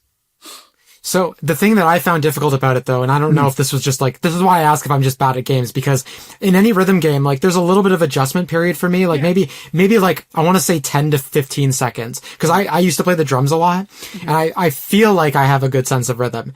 But I found that even if I got the rhythm of the beats down for pressing the buttons correctly, I was still missing the timing of every single one, and I would constantly fail songs. No matter whether that was in the arcade mode or the story mode. I literally couldn't finish the demo because I couldn't like press time the buttons correctly. And I was playing on Steam Deck, so I'm wondering if it was an optimization thing. So I guess that's my question is like, did you find that the demo was consistent? The gameplay of the demo and the timing of everything was consistent with the final game? I found it consistent, but I also messed around a lot with the timing windows to make sure they fit with my system. Okay. So that maybe I didn't know you could do that. That's really cool. Okay. It'd be in the options menu. You can like calibrate your video and audio. So if something's like a little bit misaligned, you can set your audio like 5 milliseconds behind or ahead, and it generally can kind of fine tune your experience. I feel like slightly less of a loser now, because I was like, I feel like I should be good at this. It was really fun, but it was really challenging. But then the fact that even if I felt like I was getting the timing right of like just the pace of the rhythm, I was still missing each note, and that just felt ridiculous. So yeah, no, I totally can see that, because when I started playing and I had no calibrations, I was like, oh wait, no, I shouldn't be missing all these notes. I'm a pretty decent rhythm game player. I think I've played. Okay. And once I dialed it in and like did the different calibrations, like, oh no, this is fine. I'm hitting my notes where I need them to. And now it's just a skill issue. I'm bad at the game on its own. Send help. But going through the game, I'm like just beating my head against some of those songs in arcade mode has been like, no, I think I'm okay at this game now. But some of the timings are still a little bit weird, but I think it's just a me thing and like misreading the notes as they come. Right. Mm-hmm. So I have another question for you. I'm not sure if I've kind of steered you away from where you were kind of aiming for, but we can always circle back. Like we have time. So you mentioned that the prologue of the game is like before music is illegal and it's their last show.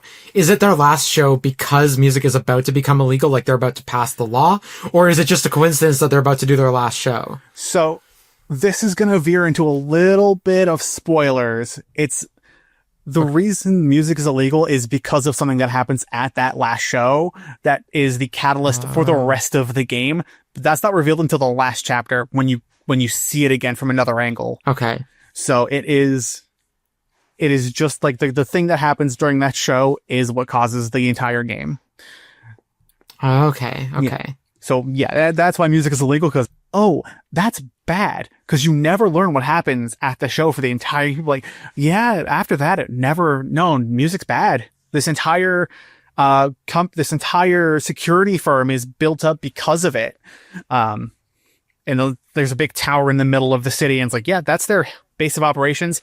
They set up right away to make sure music was illegal and shut down right away, because every time music plays, or is like any kind of music, the notes you're hitting, the monster spawn. And that is bad, as it turns out. Okay. Yeah. So then I guess, Mike, I'm going to do a little explaining for the audience, then I'll kind of jump. But first off, I do want to ask, like, have you watched or read or played any Scott Pilgrim? And also, have you watched Kill la Kill before? I have watched some of Kill la Kill. I have read a bit of Scott Pilgrim. It's something I've always been needing to go back to just like dive into all the way. Okay, I'm pulling up the Kill la Kill Wikipedia page just so I can properly summarize the premise of this. Let me see here. Okay, so the reason I bring this up is because the vibe, the aesthetics, and some of the energy, I guess, like just some of the characters and just like, I guess, yeah, just like the vibe of it all. It feels very like Scott Pilgrim meets Kill la Kill in it. And so I guess my question for you is going to be, do you feel that these shows are, these like IPs are reminiscent of this game, or Unbeatable is reminiscent of these IPs or inspired by? But before I ask you that, I do want to just explain for the audience so there's some context what these shows are. So I feel like, well, Scott Pilgrim, for example, I feel like most people have seen or read Scott Pilgrim in some way. I feel like in the general zeitgeist, people have some idea of what Scott Pilgrim is. So I'm not going to get too into the weeds about Scott Pilgrim, but Kill la Kill is a little more niche. It's an anime, from Japan, obviously. The series follows vagrant schoolgirl Ryoko Matoi on her search for her father's killer, which brings her into violent conflict with Satsuki Kiryuin. I'm not pronouncing that correctly, even though I've watched the show. The Iron Milled Student Council president of Honuji Academy. And her mother, Regio Kurian's fashion empire. Ryoku, Satsuki, and others obtain martial arts superpowers from their clothes, which appear to have a will of their own. Now, I'm not going to get into, I think Kill la Kill is pretty effed up. I think there's elements of it that are just weird. And everyone I know who likes Kill la Kill is female. I've never met a single male fan of Kill la Kill. I'm sure they're out there. Not saying there isn't. But it's weird to me that women gravitate to this franchise when it comes off as very problematic in a lot of ways. Like, there are very problematic things in this show. And I think some of them are intentionally problematic, but others are like completely like, it feels like the creator is unaware that they're problematic, and the creator is male. But, anyway, if anyone's thinking like, what's the art style of Kill la Kill look like? Go look up Unbeatable or go look up Kill la Kill, and you'll see they're aesthetically very similar. But, would you say that this game, like if I like Kill la Kill or I like Scott Pilgrim, for example, I'm not saying I like Kill la Kill, but if I liked those things, is Unbeatable something I should play? Did you feel those series are reminiscent of Unbeatable? Not especially, especially not Kill la Kill, especially when it comes to like the story and the vibes. It's definitely nowhere near Kill la Kill. Okay. Yeah, like the art style's changed. It's been anime since the first inception of it. Even in the Steam description, it says it's anime. I don't know what specific animes it's taken inspiration from, but it is clearly set in Japan with the batting cages and some very specific references to, I think it's Akihabara, the Shibuya crossing. So it's definitely in Japan at some point. But in specific animes, I can't specifically pin down a specific reference point. Okay. I think the fact that it's anime inspired at all just tells me what I kind of need to know. Like, even if it's not Kill la Kill specifically, maybe they're all kind of like, all these things are inspired by the same general zeitgeist of like things we see in tropes and we see in anime anyway. Cause like Scott Pilgrim is heavily inspired by anime, video games, like Japanese culture. Despite being set in Toronto, it's much more like Japan inspired. The anime they made was obviously Japan made. And then Kill la Kill obviously it's an anime. So yeah. Just trying to find something on the Steam page because there was something I was going to talk about and then I completely forgot what it was. I was talking about the story. Beat, Quaver. Chapter 2 starts outside of on the beach. Yeah, that's where the demo happens. Yes. I'm trying to think about where I can go from there because there's so much in this game. Like, well, it's very anti-cop, right? Like, that's kind of the vibe of it. Yeah, throughout the entire game, you're beating up cops. You are playing songs and beating up cops. It is an entire minigame on its own. It's like, you run up to a cop on the street, like, hey, we're doing this. It's like, what? And it just gets into a song that starts playing and you're beating up cops. Every character that you meet is named after like a musical term. So there's rest, quaver, beat, treble, clef, Penny, who's a very interesting character, Poco and Apoco. Like, all of the major characters are music inspired. It's really silly and cute. Let's see here. Going back to that demo chapter, a lot of the game is exploring. You won't get into a lot of the rhythm game part of it just in the story until you hit certain points. Like, you're getting to band practice or you're doing a concert and you have to play the songs that Beat has written because she's the songwriter and vocalist of the band as you kind of build it together. Oh gosh. But there are little moments where you find characters and you're like doing stuff for them. Like, there are kids outside of a batting cage. You're like, the batting cage is haunted. Like, we can't leave here. We've been stuck here for days. We can't go until we beat this. It's like, you've been stuck. What do you mean? Yeah, we can't. Like, we're stuck here. We can't do it. You have to beat this batting cage for us. We can't do it. And the batting cage is like run down and practically destroyed. And you go in there and it's a mini game where there's a song you can unlock when you beat it. And it's surprisingly tough. If you've played Rhythm Heaven, it's sort of like that, where you're given the triggers or like the tells, and you have to hit the baseball at the right time. Also, her bat is the mic stand. It's very silly. Oh, nice. I like that. Yeah, that's cool. That's just her weapon when she's beating up, like, doing the rhythm game part of it. When she's beating up cops, she's using her fists, because of course. Yeah, it's a lot. All the characters are really well written and they all have personality. I think my favorite is Clef, who is the drummer. She is a total bitch to be like, no, I hate you. No, this isn't happening. Go away. And get into that's what made it feel like Scott Pilgrim for me, is because the drummer of Scott Pilgrim in that movie also hates the lead singer, who's... It's a very... Well, I mean, I guess Scott Pilgrim isn't the lead singer, but you get what I'm saying. I totally get it. It's a very begrudging, like, friendship of like, no, I hate you. Oh, you're the reason we're in this situation? I hate you. And why are we doing this? Why are we here? We should just leave. Because Clef and Treble are like famous music, like, idols. But they're terrorists now, so they're constantly getting thrown into prison because they're constantly getting into shit. It's very silly. So, before we started recording, you were telling me how much time you spent on the story, and then how much time you spent playing the rhythm, like just the arcade mode with just the rhythm mini games and stuff like that.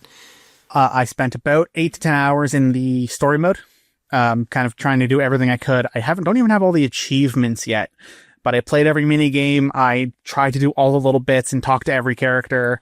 I tried to see everything I could. So I really took my time playing through it. And then the arcade mode, I spent the last 16 hours of that just in the arcade mode, playing songs in different difficulties, customizing my little profile. So I've got a fun little nickname and superstar, and trying to get up to 10. There's 10 ranking levels. So I'm at rank 8 right now of 10, and it's a real grind to get any higher because you have to keep playing harder and harder difficulties. And I have... So, go ahead. Sorry, go ahead. No, go ahead. No, you first. No, please. I was about to steer us in a certain direction. So I'd like to hear what you have to say first. Sorry. I lost it. Please ask the question. I'm so sorry. It's fine. Okay. Well, you said this, I think you'll probably find it again, because like you said, it's your game of the year. Yeah. Right? You obviously had a lot of fun playing it, but why is this game, out of all the other games you played last year, why is this game your GOTY? Again, I played it until 2 a.m. I bawled my eyes out. I finished the last part of the story and went immediately back into it. Like, I gotta see this again. I can't go to bed without seeing this again. Every time I kind of sit, like, I could play Unbeatable. I could just kind of sit down and just bang out a couple songs, try and get up my rank, and just kind of, there is a comfort to this game that I haven't experienced in a hot minute. That's just like, this is just like, I can just, listen to these delicious songs. Ooh, what song am I playing today? I'm going to try and play it on harder difficulties, and we'll figure out how I can hit buttons better, because, oh God, I need to use more than 2 fingers. Oh, Jesus. What am I doing? I'm a huge fan of the art style and the music, and I'm just a big fan of everything about this game in a way that I kind of saw coming even from the demo. Like, yeah, this music is great. Yes, let's do it. Okay. Yep. I listened to the soundtrack I listen to it way too much. It is like, oh no. Yeah, I want to listen to this. Just put on something random, like hit shuffle. Oh yeah, there it is. Here is Mirror from the soundtrack again. Or just like Bang from the full on soundtrack of the entire game. It's just so good. This game is art in a way that I didn't expect. This game is art in a way that it feels like other games don't match up to, and this is just coming from me. And that, like, no, I can sit down and just like appreciate the craftsmanship that went into this game from everybody involved, from the musicians and the artists and the programmers. Like, no, this game is beautiful. Do you have a favorite song? Oh God, let me find it.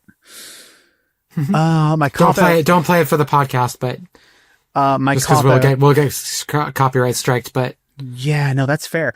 I want to say the 13-minute song, but I feel like that's a lot of people's. Is it actually 13 minutes long? There's a 13-minute song. It is the last song you play in the story, and it's all amazing. Is it actually called the 13-minute song? No, it's Bookend Song. It's a full, there's an opening version, which plays at the beginning, and this is the full 13-minute bookend, yeah. But my favorite song is it's called Proper Rhythm, All There Is to It. It's a remix done during the last chapter by one of the characters that's a part of this giant fight going up an elevator. And it is one of my favorite songs of all time. It is so frenetic and packed. It just, the beat, it hits and, it is amazing. Otherwise, it's no. Now you've making me pick my favorite child or something. I think it's Mirror. Track 16 on the original, like the album, just the album that the band wrote. I have it in my description on Discord, like the first few lyrics. I think that is probably my favorite song on the entire soundtrack. Yeah. So if you could give like an elevator pitch, loosely, to convince someone why they should play this game, like a listener on the podcast or even just me, why should I play this game? Do you like music? I do. I do like music. You should play this game because it's about finding your love of music in a world that hates it. And in a world that doesn't want to exist, this is you finding your love of music again and like finding a place in the world for yourself and your group of ragtag friends. That's really sweet. Yeah. It's a really sweet game. And then it throws you curveballs and it's like, hold on a minute. Okay. Sorry. That's wild. What you've just explained to me, game. You need to stop. Like, it's, oh my goodness. Can we get into spoilers? I feel like I'm exploding. Yeah, let's talk about spoilers. Yeah, let's talk spoilers. Okay, this is the last like chance to jump out. If you're gonna play the game and you don't want spoilers, this is your last chance to kind of jump out. Abandoned ship right now. So Penny, her name is Penny. Pensato, I think, is the full term. It's not a real music term. Right. She is from the jump someone sketchy. Like, why are you in? Oh, you're in prison. because at the beginning of chapter 1, you get thrown into prison because Treble and Clef are imprisoned and it's your fault. Like, oh, we should go save them. Smash cut, you're in prison. Like, what? You guys are idiots. Why are you in prison? And you meet Penny. Penny is in the game, kind of in the background. I was like, oh yeah, I can kind of do whatever. I have a mixing studio. I'm like, a mixing studio in a world where music's illegal? Come to find out, she is part of the big bad security team, and she's like the lead researcher into the things you're fighting called the Nothing. She is trying to understand and like take care of them and like stop them from coming in a really demented way, and that she's just doing experiments and like summoning them. But throughout the entire game, she's playing that she's on your side. Get to the final chapter, she reveals that she's the big bad, but before that, she is... And sorry, can we go back just sort of before you... Yes. What is the Nothing? I don't think I know what that is. The Nothing are like when you're playing their actual rhythm game part of it, the Nothing is what spawns when the music's played. So when the music they're is like played, the monsters? They're the monsters. Okay. Yeah. So just getting to the end, to circle back to the beginning, you find out what the moment is that caused music to become bad. It is at the One More Final concert where Eve gets shot by a cop under, I think the cop sees a Nothing in front of Eve, and he draws his gun and shoots her, and that kind of is the catalyst for everything. It's called the Zero moment. And it's a moment frozen in time that is replayed constantly. And like, yeah, we don't get it. But Beat is apparently the closest thing to Nothing in the entire game. Of all the characters you meet, she has like nothing inside of her. She's a nobody. She's like, who is Beat? Nobody. But she does have a history throughout the game. There are these little interstitial moments, the dreams. You find out that Beat's mother has passed. She was in a car accident. She was in a band that kicked her out because she wasn't good at songwriting and she wasn't hot. Literally, one of the lines in the game is, "And you're not hot." Like, damn, okay, kick a girl while she's down, why don't you? But she gets in a car accident. She almost dies. And it is just a lot of like, oh, this character has a lot going for her, but at the same time, she doesn't think she is anything. Because as much as she wants to live, she doesn't want to die.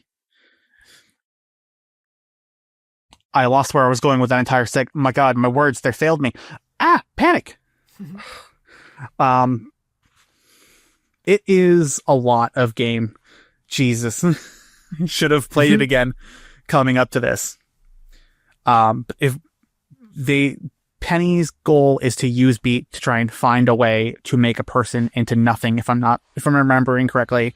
And she thinks that Beat is the key and is trying to beat her down.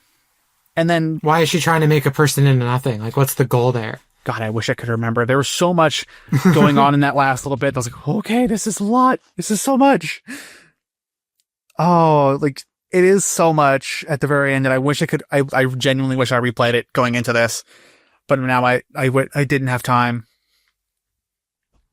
Regardless of that, time pass. Okay. Like, there's a cut, time passes, and everything is because of your assault on the tower going into the end of the game in Chapter 5. All hell breaks loose in the city and the world. Riots are coming out. You end up with Quaver's mom, Quaver's adoptive parent, Rest, who was at that point the head of the security company, kind of managing the situation of like, oh, music's illegal. They're managing it. They're taking care of it. And they kind of work together to get Beat back to the rest of the band to solve the problem, because music isn't the problem. There's a little bit of stuff I'm not entirely sure about. I think I do just need to replay it to kind of get a better understanding of what's actually going on there. But it leads into Bookend Song, where it's like, oh, the different characters are being swarmed by cops and like versions of themselves made out of the Nothing and beating them down, and Beat comes in and kind of starts playing and just kind of gets everyone back up on their feet to play this final moment and bring everyone back together. Quaver is, upset that she can't be with her mother anymore. Her mother's gone. What does she do with the memories of this person who she doesn't know, but has all of these different lingering parts of her? what about the people around them? Like, how do they keep going in the face of such tremendous loss? Because going into that, you find out Beat's mom passed, I think it was cancer. And like, she has a sister who's trying to take care of her. Beat was at her lowest, and she just leaves. Sounds like a lot of moms die in this. There's a lot of mom death. It's only 2 moms, as it turns out. But they have a big impact on the story, especially when it's like, oh no, yeah. One of the songs is like based off of, like, I think, what is it? Familiar? No, is it Waiting? One of the songs on the soundtrack is originally written by Beat's mom as like a, hey, I'm always going to be with you kind of deal. Like, it's really sweet and it's so cute. And then Beat turns it into like this more powerful song. I wish I remember which one it was. Oh my God. It is it Worn Out Tapes or Empty Diary? Could be either of those. Those both sound bleak. It is really good. It's really good. So the question, I'm sure if anyone's stuck around who hasn't played it, who's listening to the spoiler part, the question on their mind is probably something to the effect of, is the goal to make music legal again? Is that what they're fighting the power against? And do they succeed? So we don't see the aftermath of everything. It kind of ends after bookend song where like it's a happy ending. The band's together, Beat reunites with her family, and that's kind of the end of it. We don't see like, oh, a year later, what's going on. So I actually don't know. I think the end goal is to make music legal again and just like bring back, this driving force into the world the only way they know how, by being terrorists, and playing music as loudly as they can. Yeah, it's genuinely one of, I think, the best games I've ever played. Just in terms of how much it's affected me and how much it's stuck with me. Just like, oh, yeah, no, that's really fucking good. Yeah. I will remember bits and pieces of like the different chapters. Like, oh, yeah, that was really cool. Like, yeah, that's rad. Like, yeah, of course we're going to beat up a cop on top of a building. And he's like, oh, I'm a big fan of your work. Like, yeah, I can't let you do it, but I'm a huge fan of you guys. Like, yeah, like, this is cool. Yeah, I'm a big fan. And I will make it very abundantly clear, Unbeatable, when you're putting this up, it's either all caps or no caps, no in between. Oh, yeah, I was going to say, I noticed it's always written with all caps. Yeah. It's all caps or no caps. They make a big point of it in one of the points of chapters. Like, there's a character like, oh my God, I love Unbeatable. You're unbeatable. It's like, no. And there's like a little translator note. It's like, Unbeatable is all caps or no caps. Nothing else. There's little funny bits, and it's so cute. Yeah, it's full of meta humor like that. I like that about it. Yeah, it's really, really smart and witty. And it's just like really heartfelt with all the characters like going through their own things as the story progresses. It's like, oh man, like, yeah, of course.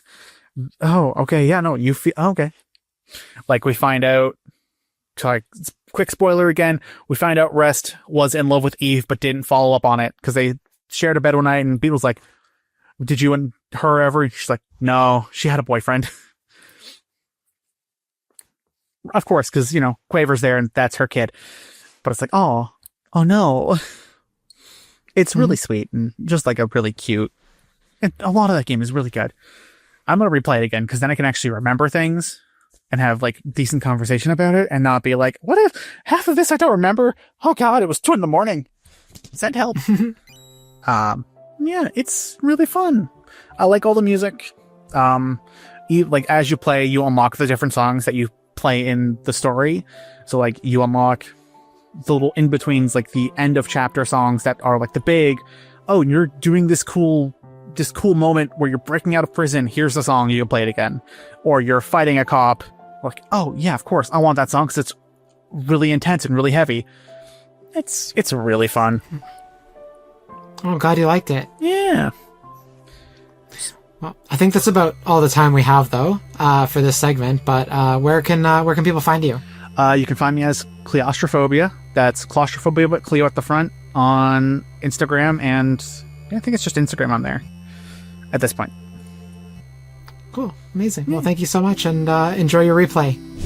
And that just about wraps up this week's show. Thanks to your avatars for joining me for another episode of your Queer Video Game Podcast. By listening to the show, you are supporting queer-made content, which is more important than ever.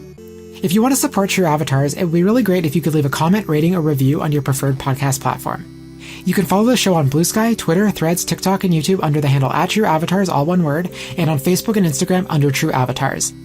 If you are watching on YouTube, please like, comment, and subscribe, as well as hit the notification bell so you can be the first to know when new content drops. I welcome you to check out the official website, trueavatarspodcast.com. That's all one word, trueavatarspodcast.com. On the website, you can sign up for the newsletter, where you can get exclusive news and updates on the show. Bye, True Avatars. Thank you so much for listening, and I look forward to speaking with you all again next week. Take care and stay safe.